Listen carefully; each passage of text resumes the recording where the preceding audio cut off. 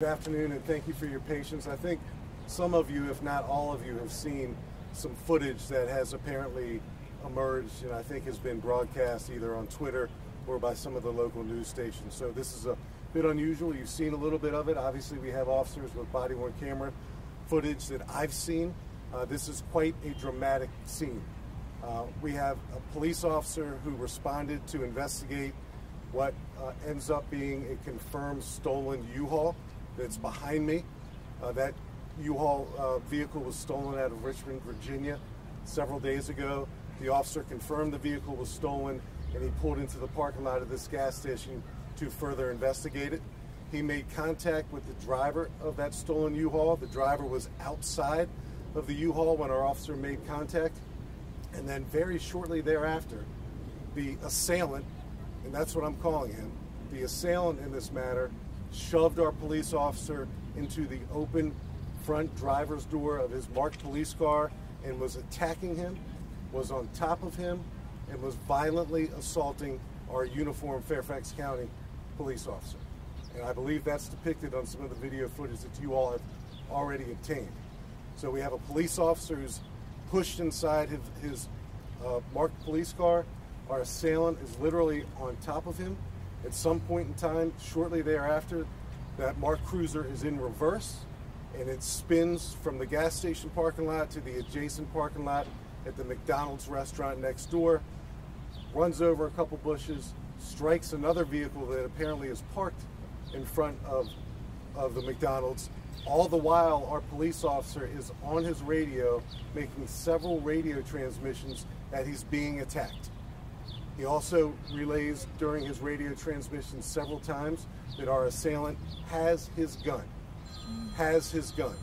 So as our police officers are responding to this Signal 1 officer in need of assistance call for service, they're hearing our officer transmit over the radio that he's being attacked and that the assailant has his gun.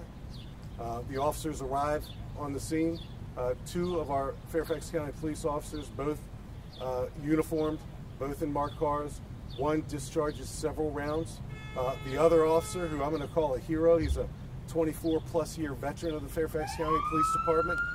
He runs toward what he believes to be a shot Fairfax County police officer.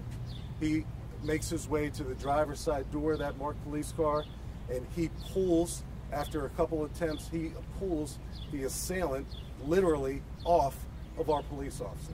He pulls the assailant off of our police officer, and then that Fairfax County police officer discharges his firearm, striking the assailant, who was pronounced dead on the scene.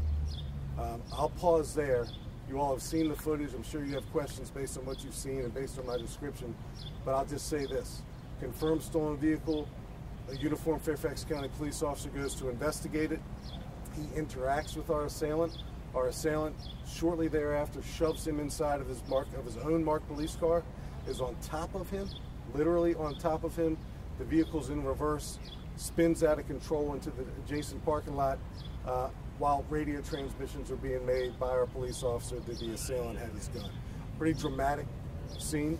The officers who responded did so quickly, acted with a great amount of bravery, particularly our 24-year veteran, who literally pulled the assailant off of our police officer. I've seen body-worn camera footage that shows the assailant literally on top of our police officer, who is face down, draped across the driver's side seat of his marked police car. So I'll pause there and take questions. Jackie Benson. Chief, where did was the officer's gun recovered, and if so, can you roughly tell us where? So we have recovered, the question is, was the officer's gun recovered? We have recovered the officer's firearm. And that's about as far as I'll go. Chief, can you give me can you say again, do you know how many officers fired? 2 Fairfax County police officers discharged their firearms. I think both are probably in some of the footage that you all have seen and you've broadcast, but 2 Fairfax County police officers discharged. Again, all officer-involved shootings received the utmost investigative attention from our Internal Affairs Bureau, from our major crimes. But these were 2 officers that helped to respond, and not the officer who was engaged in the assault. The officer who was attacked, the victim police officer, and that's a good question, and thank you for giving me the opportunity to clarify that. The victim police officer, the one who was attacked by our assailant, never discharged. He was fighting for his life, literally. And he had this assailant on top of him, inside of his own police car. He was able to make some radio transmissions describing that the assailant had his gun. And that's what the responding Fairfax County police officers heard when they were on their way to the scene in response to his call for help. Can you describe that officer's condition, the one that you say was assaulted? So the victim police officer who was assaulted suffered scrapes, bruises. His eye is bloodied, and that's on body-worn camera. He was in a fight for his life inside of a police car. Anybody else? Chief, could you describe I know when the assailant was on top of the officer, you obviously want to be careful if an officer were to discharge their weapon given they were close to each other. Could you describe, based on the body-worn camera, when the shots happened as far as in the timeline of that altercation? So right behind me, and thank you for that question, right behind me is where the traffic stop occurred. Right behind me in the parking lot of the Citgo is when our assailant initially shoved the police officer back into his own car and was on top of him. We believe, and again, we're going to investigate this and carefully go over all of our evidence and continue to interact with any and all witnesses. We believe that's when our assailant was attempting to disarm our police officer inside of his own car. At some point in time, either the officer or the assailant, I don't know which one, was able to put that police car in reverse. And that's when you see it literally drive in reverse out of the parking lot of the gas station, down that service road several feet, and then into the parking lot of the McDonald's, where it runs over some bushes and hits strikes a parked car. That's the location that our responding police officers arrived. They found our officer still inside the car, struggling for his life with the assailant literally on top of him. And then the timing of the shots, was the assailant on top of the officer? Was that after he was pulled out of the car? So we're going to get to those details. I think what you see in some of the footage that you have is pretty detailed. We have body-worn camera footage that will offer even greater details, not only video details, but audio details as well. So we're going to have a follow-up presser on this probably sooner than we normally do because the video footage is out. So, and I understand there's an expectation that we offer all these explanations. I might not be able to answer all the questions right now, I understand that. But I think you saw what I saw, and I know what I saw when I watched the body-worn camera footage, and I saw a uniformed police officer being attacked inside of his own marked police car. That's totally unacceptable.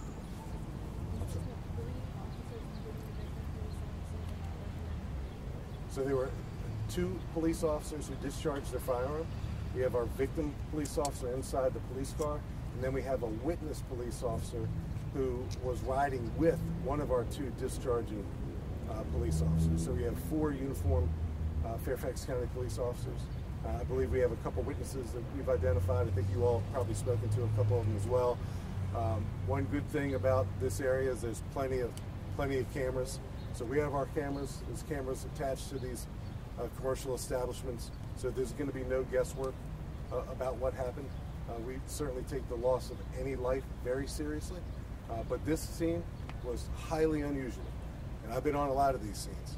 I have never quite seen something like this. That police officer was literally inside of his own police car fighting for his life. The officer was following this U-Haul truck, or he found the So there was a hit that the officer noticed that there was a stolen U-Haul in the area. So the officer located the U-Haul in the parking lot of this gas station, pulled up to further investigate. The driver, our assailant, was already outside of the U-Haul. And when he made contact with this person, what almost immediately occurred after the initial contact was the officer was assaulted by our assailant, who shoved him back into his car and was violently assaulting him inside of his own police car. How long, give or take, Chief, was when your officer engaged him to really when things kind of got out of hand? Not long at all. So the question is, how long was it in between the initial stop, correct, and then the first time our officer was assaulted and shoved into his vehicle? Not long at all. I'll have a more exact answer than that soon, but it wasn't long at all. The officer was doing his job. He was responding to a hit of a stolen U-Haul. We've experienced of late a lot of stolen U-Hauls in Fairfax County, whether they're stolen elsewhere or recovered here, or stolen here and recovered here. We've experienced, actually at our weekly crime meeting today, one of the topics of conversation was an uptick in stolen U-Hauls in the Mount Vernon district. And I'm joined by the Mount Vernon District Commander, Captain Fred Chambers, but that's one thing we literally talked about at 10 o'clock this morning. So the officer's out doing what the community expects him to do, what we expect him to do. He's investigating a stolen U-Haul, and that initial contact, which is relatively routine. Police officers arrest people in stolen cars every day, but police officers certainly aren't attacked by car thieves every day. They aren't shoved inside their own police vehicle, and they don't have their guns attempted to be taken every day. So this was a pretty dramatic scene, and I'm really glad that our officer is going to be discharged really soon from the hospital. He's banged up pretty good. He's got cuts and scrapes and bruises, and his right eye was apparently bloody. I saw it right on the body-worn camera footage. So he's being checked out of the hospital right now, and we expect him to be released. What can you tell us about the victim? The assailant? Yeah. I don't know anything about him. He appears to be an adult male. I don't have his identity yet. We have to make next of kin notifications, so I imagine at our follow-up press conference, which will likely be tomorrow, that we'll provide the identity of the assailant in this case. Chief, the U-Haul, it appears it hasn't been open. Are you guys looking for a search warrant to be able to search and figure out what's inside of it? Yeah, so we're going to be here for a while. That stolen U-Haul, and you see it right behind me. That's the U-Haul that was stolen. That's the job the cop was doing, investigating why someone's inside a stolen vehicle, to hold that person accountable. We don't know what's inside of it yet. We don't have any suspicions that there's anything necessarily concerning, but we don't know until we open it, and we are going to get into it. When was it reported stolen? Several days ago. We'll have an exact date with the follow-up. Okay. This one's a little bit unusual because you all have seen the video footage before the presser. I think this is hopefully the explanation is add some context to what you've already seen. And at the next follow-up, we're going to add more context, more information, more facts. But again, we take this very seriously. And I'm glad our officer will be going home tonight, because this certainly could have been an entirely different story. Entirely. Anything else? Thank you. Thank you, Chief. Thanks.